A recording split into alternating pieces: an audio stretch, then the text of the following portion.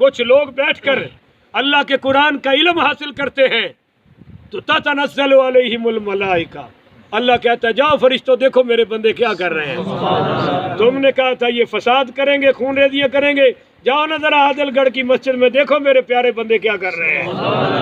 اور پھر غشیت علیہم الرحمہ، اللہ کی رحمت اس مجلس کو گھیرے میں لے لیتی ہے، اور اللہ کہتا ہے تم میرا ذکر فرشوں پہ کرتے ہو، میں تمہارا ذکر عرشوں پہ کرتا ہوں۔ تو فرشتے چونکہ سوتے ہی نہیں تو عبادت کرتے رہتے ہیں۔ کمال کیا ہے کہ آپ بستر چھوڑ کے آئے، اور رب فرمائے تتجافا فی جنوبہم عن المضاجع یدعون ربہم خوفا وطمعا، وہ دیکھو میرے بندے بستر چھوڑ کے آ کر مجھے خوف سے اور لالچ سے پکار رہے ہیں۔ اب فرشتوں کو تو بھوک لگتی ہی نہیں، بولیے ان کی بیوی بھی بولو نا، اور بچے بھی۔ مزہ تو تب ہے، فضیلت تو تب ہے کہ اپنی بیوی ہو، اپنے بچے ہوں، اور پھر بھی بیوہ کی خدمت کی جا رہی ہو، پھر بھی یتیموں کی مدد کی جا رہی ہو، تو پھر اس عمل میں انسان فرشتوں سے بہتر ہے انسان بننا، مگر اس میں پڑتی ہے محنت زیادہ۔ تو اللہ تعالیٰ نے پھر کیا کہا، اب توجہ کرنا، علم دیا آدم نے، علم دیا آدم نے، اور ایک طریقہ ہے کہ جو علم دے اس کو کچھ نہ کچھ دو، فکر نہ کرے جی اپنی گل نہیں کرتا، قرآن نہیں کرنا، بالکل تسی میرے والوں بے فکر ہو جاؤ، جو کچھ دے تو پھر اس کو give respect and take respect, کچھ دیا ہے تو کچھ لو بھی صحیح، کچھ لیا ہے تو کچھ۔ اب چونکہ فرشتوں کے سامنے جیت ہو گئی آدم علیہ السلام کی، اب فرشتے کیا دیں، تو اللہ نے فرمایا وَإِذْ قُلْنَا لِلْمَلَائِكَةِ اسْجُدُوا لِآدَمَ، اے فرشتوں اب سارے سجدہ کرو آدم کے سامنے، یعنی پتہ چل جائے کہ علم والوں کا مقام کیا ہے، علم والوں کا بھائی برتری تو پہلے ہی بیان ہو چکی ہے، آدم علیہ السلام جیت چکے ہیں، اب باقاعدہ فرشتوں کو جھکایا جا رہا ہے تاکہ پتہ چلے کہ بغیر علم والے جھکتے رہیں گے، علم والے بڑھتے رہیں گے، اور جب تک یہ سلسلہ قائم رہے گا انشاءاللہ قرآن بھی اونچا رہے گا، قرآن والے بھی اونچے رہیں گے۔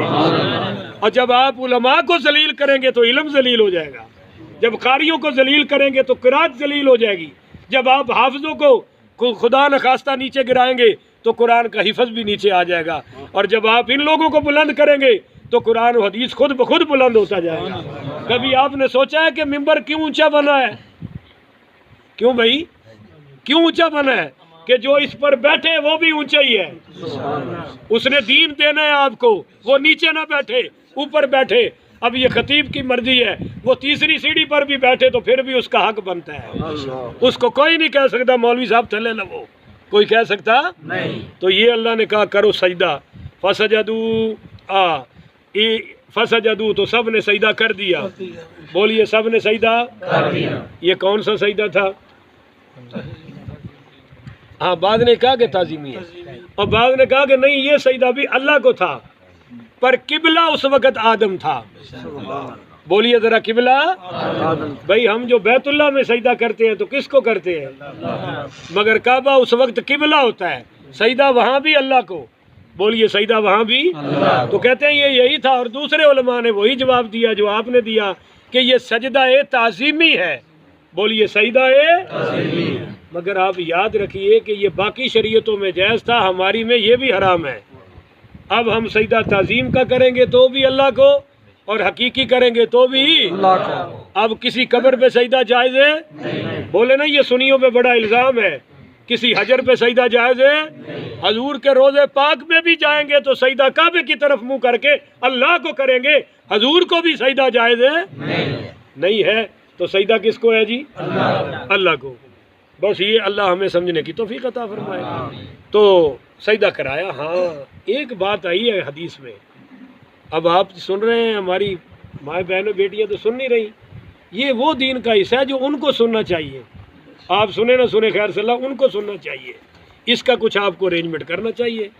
بہرحال ایک صحابی آئے باہر کسی ملک سے، ہیرا سے آئے واپس، انہوں نے حضور کو سجدہ کیا، حضور کو آپ نے فرمایا کھڑے ہو جاؤ اوپر، یہ کیا کر رہے ہو؟ انہوں نے کہا جی میں نے وہاں دیکھا ہیرا شہر میں کہ لوگ اپنے سرداروں کو سجدہ کرتے ہیں، تو آپ سے بڑا کون ہے؟ آپ سے بڑھ کر رسپیکٹیبل کون ہے؟ تو میں آپ کو سجدہ بجا لا رہا ہوں.